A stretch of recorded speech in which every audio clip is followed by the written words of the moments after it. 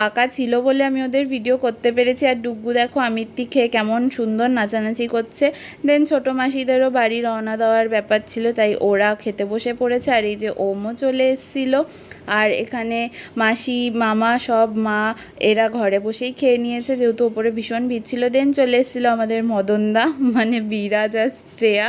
দেখো এখানে ওরাও ঘরে বসে খেয়ে নিচ্ছে। আর ভাইয়ের বন্ধু অভিক আর তানিয়া ওরা খাচ্ছিল, আমি শেষ সময় গিয়ে ভিডিও করেছি। আরও অনেক ভাইয়ের বন্ধুরা এসেছিলো, সবার ভিডিও করা পসিবল হয়নি, এত ভিড় ছিল আর যা গরম ছিল। দেন সবাই চলে যাওয়ার পর শেষ রাত্রে গিয়ে আমরা সবাই খেতে বসেছি বাড়ির লোকরা।